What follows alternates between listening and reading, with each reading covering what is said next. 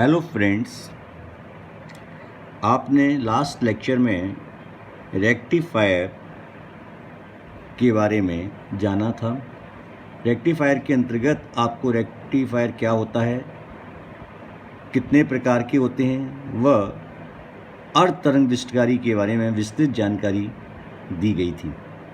आज का हमारा टॉपिक है फुल वेव रेक्टिफायर, पूर्ण तरंग दृष्टिकारी। पूर्ण तरंग दृष्टिकारी प्रत्यावर्ती धारा तरंग के दोनों भाग अर्थात धन और ऋण चक्रों को दृष्ट धारा में परिवर्तित कर देता है तथा पूर्ण तरंग दृष्टिकारी की दक्षता भी लगभग 80% होती है। जबकि आप जानते हैं, पिछले लेक्चर में आपने देखा था कि अर्ध तरंग की दक्षता लगभग 40.6% होती है। इस मायने में ये जस्ट डबल हो जाती है। सामान्य पूर्ण तरंग दृष्टिकारी में दो डायोड उपयोग में लिए जाते हैं। यहाँ आप इस पूर्ण तरंग दृष्टिकारी का सर्किट डायग्राम दिया हुआ है। लोड प्रतिरोध को दोनों डायोडों के मध्य लगाया जाता है। ये लोड प्रतिरोध आप दिखाई दे रहे हैं, ये दोनों डायोडों के मध्य में लगाया जाता है। लोड प्रतिरोध का यहाँ अभिप्राय है जहाँ आउटपुट लिया जा रहा है। इसकी वर्किंग मेथड, कार्यविधि क्या है वो आप देखिए। निवेशित प्रत्यावर्ती धारा की, ये देखिए, ये एसी इनपुट यहाँ दिया जाता है। ये एसी साइकिल है ट्रांसफार्मर के, और ये सेकेंडरी को बीच में टैप किया हुआ है। इसका निवेशित प्रत्यावर्ती धारा के आधे चक्र के लिए ए धन और सी ऋण आवेशित हो जाती है, और इस स्थिति में D1 अग्र अवनति में होता है और इससे इसमें धारा प्रवाहित होती है और अर्ध तरंग का दृष्ट भाग हमें प्राप्त होता है D1 के कारण। निवेशित धारा के दूसरे अर्ध भाग में D2 डायोड अग्र अवनति में हो जाता है और इस अर्ध प्रत्यावर्ती धारा का दृष्टिकरण D2 डायोड से होकर प्राप्त होता है। अर्थात दोनों डायोड आधे आधे प्रत्यावर्ती सिग्नल को दृष्ट सिग्नल में परिवर्तित कर देते हैं। परिणाम स्वरूप इनपुट प्रत्यावर्ती धारा का पूर्ण दृष्टिकरण सिग्नल आउटपुट में प्राप्त हो जाता है। यहाँ देखिए, ये इनपुट सिग्नल आप देख रहे हैं और ये आउटपुट सिग्नल प्राप्त हो रहा है। इसका आधा जो चक्र है वो D1 डायोड के कारण ये आधा चक्र ब्लॉक हो जाता है और इसमें D2 जो है कार्य करने लगता है। इसी प्रकार फिर D1 कार्य करता है और फिर D2 कार्य करता है, और इस प्रकार से हमको एक दृष्ट धारा प्राप्त होती है। माना अग्रदृष्टिक बायोस डायोड का प्रतिरोध RF और ट्रांसफार्मर की द्वितीयक कुंडली के अर्धभाग यानी AC या BC का प्रतिरोध RS है।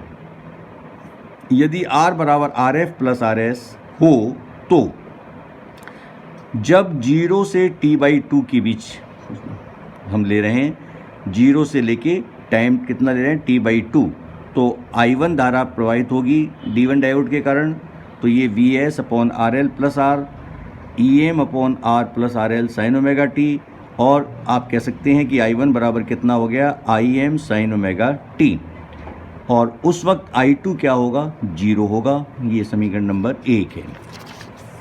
शेष आधे चक्र में यानी T/2 से T के बीच में I1 तो 0 हो जाएगी और I2 की वैल्यू हो जाएगी VS upon R plus RL, यानी is equal to minus EM upon R plus sine omega T, और I2 बराबर minus IM sine omega T, equation number 2।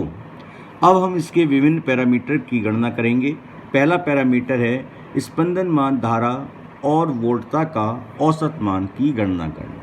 कुल धारा कितनी होगी हमारी, आप जानते हैं कि D1 में I1 बह रही थी और D2 के कारण I2, तो टोटल धारा कितनी होगी, I1 प्लस I2।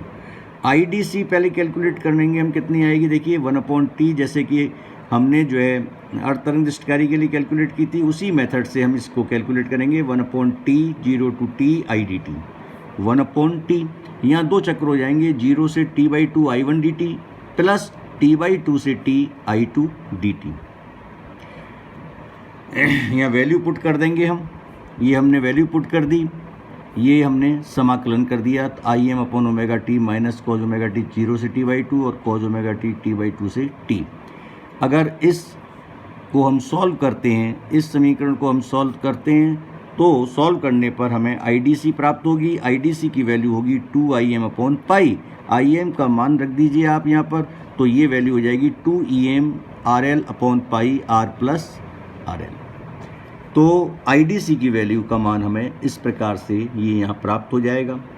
इसी प्रकार सेकंड पैरामीटर स्पंदन मान, धारा तथा वोल्टता का वर्ग माध्य मूल मान की गणना करेंगे। IRMS is equal to 1/t 0 से t I² dt की पावर हाफ। ये हो जाएगा 2Im² अपॉन t 0 से t/2 sin square omega T dt की पावर हाफ। इसका हम समाकलन करेंगे। ये पहले हमने तोड़ दिया इसको 1 minus cos 2 omega T dt के अंदर, और फिर वैल्यू लिमिट पुट करके हम इसकी गणना करेंगे तो ये प्राप्त होगा Im अपॉन √2, और Im की वैल्यू पुट कर देंगे तो ये प्राप्त हो जाएगा Em upon √2 R plus RL। ERMS is equal to IRMS into RL, IIM RL upon √2, और ये हम कह सकते हैं कि ये वैल्यू रख देंगे Im की, तो ये प्राप्त होगी Em RL upon √2 R plus RL। Third parameter है पूर्ण तरंग दृष्टिकारी की दक्षता। तो पूर्ण तरंग दृष्टिकारी की दक्षता, जैसा कि आपने अर्धतरंग के लिए निकाला था, दक्षता बराबर होती है output upon input, PDC upon PAC। तो हम PDC की वैल्यू की गणना कर लें और PAC की गणना कर लें तो ईटा का मान हमें प्राप्त हो जाएगा। तो PDC हम कैसे निकालेंगे, जैसे हम पिछले अर्धतरंग के लिए निकाल के आए हैं, I² DC into RL। IDC की वैल्यू हमने यहाँ पुट कर दी तो 4Im² upon pi square RL, और PAC बराबर होता है I² RMS और R प्लस RL, तो I² M upon 2 R plus RL value put कर दी हमने। तो ईटा का मान हम निकाल लेंगे, यहाँ पर हम PDC की वैल्यू रख देंगे और PAC की वैल्यू रख देंगे। ये हमने यहाँ वैल्यू रख दी और ये कैलकुलेट करने पर इतना प्राप्त होगा। इसको आगे सॉल्व करेंगे तो ये वैल्यू आती जाएगी और लास्ट में ये आपको गणना करेंगे तो ये प्राप्त होगा 0.812 upon 1 plus R upon RL। अगर परसेंटेज के रूप में अगर हम गणना करें तो ईटा बराबर होगी 81.2 upon 1 plus R upon RL। अब यहाँ आप देख रहे हैं कि ये परसेंटेज जो है अर्धतरंग दृष्टिकारी की तुलना में जस्ट डबल के करीब है, दक्षता की दुगनी होती है।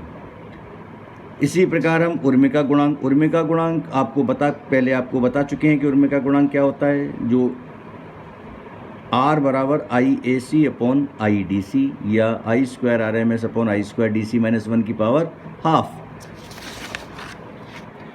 यहाँ पर हम IRMS तथा IDC का मान रखेंगे। ये वैल्यू हमने यहाँ पुट कर दी दोनों की, ये वैल्यू आई पाई स्क्वायर अपॉन 8 माइनस 1। इसको सॉल्व करेंगे 0.482 और 48.2% उर्मिका गुणांक आपको यहाँ प्राप्त हो रहा है। ऐसे ही अगला जो पैरामीटर है वो है वोल्टेज रेगुलेशन, वोल्टता नियमन कितना है। इसमें हम समीकरण नंबर 4 का इस्तेमाल कर रहे हैं। EDC बराबर 2Em RL upon pi R plus RL। 2Em upon pi common ले लिया मैंने तो ये 1 minus R upon R plus RL। अब ये इसको आगे सॉल्व करेंगे तो ये फैक्टर आप यहाँ देख रहे हैं कि 2Em upon pi minus 2Em R upon pi R plus RL। EDC is equal to कितना हो गया 2Em अपॉन पाई, और यहाँ देखिए आप ये जो वैल्यू प्राप्त हो रही है ये किसकी हो रही है, IDC की। तो ये जो वैल्यू आप देख रहे हैं ये IDC की है, तो ये IDC हो गया और ये बच गया R, तो माइनस IDC इंटू R। ये वोल्टता नियमन समीकरण कहलाता है, वोल्टेज रेगुलेशन इक्वेशन है हमारी। दृष्टिकारी एक स्थिर वोल्टता स्रोत, इस समीकरण को आप देखेंगे तो आपको प्रतीत होगा कि दृष्टिकारी एक स्थिर वोल्टता स्रोत E is equal to 2Em upon pi के समान कार्य करता है, जिसका आंतरिक प्रतिरोध कितने के तुल्य होता है, R के तुल्य होता है। यहाँ सर्किट डायग्राम आप देखिए ध्यान से। ये मैंने बना रखा है यहाँ पर सर्किट डायग्राम। ये देखिए ये R है और ये लोड प्रतिरोध है, ये IDC करंट फ्लो हो रही है। ये जो कार्य कर रहा है ये एक सोर्स के रूप में कार्य कर रहा है 2Em/π के रूप में। अगर इस समीकरण को हम ग्राफिकल रूप में देखें तो ये दिखाई दे रहा है स्ट्रेट लाइन का समीकरण है और ये 2Em/π पर इंटरसेप्ट काट रहा है और ये जो है इस तरह से ग्राफ प्राप्त होगा। समीकरण 11 से, ये समीकरण जो 11 दिखाई दे रहा है आपको, 11 से RL की अनुपस्थिति में, यानी RL = इन्फिनिटी, अधिकतम दृष्ट वोल्टता कितनी प्राप्त होगी 2Em/π। अगर ये आप देखें कि RL अगर इन्फिनिटी रख दें तो समीकरण 11 से ये कितनी प्राप्त होगी हमको 2Em/π। और वोल्टता नियमन का जो सूत्र है वो आप जानते हैं कि ENL - EFL, no load minus full load upon full load. इन सब की हम यहाँ वैल्यू पुट करेंगे। ये वैल्यू मैंने पुट कर दी 2Em/π minus 2Em/π minus IDC/R divided by 2Em/π minus IDC/R, और सॉल्व करने पर ये प्राप्त होगी IDC/R divided by 2m/π minus IDC/R। तो आज आपने देखा कि पूर्ण तरंग दृष्टिकारी क्या होता है, उसकी कार्यविधि क्या होती है तथा उसके विभिन्न जो पैरामीटर हैं उनकी हमने गणना की, जिससे कि आपको ये पता लग जाए कि अर्ध तरंग दृष्टिकारी और पूर्ण दृष्टिकारी में दोनों में क्या अंतर होता है। Thank you.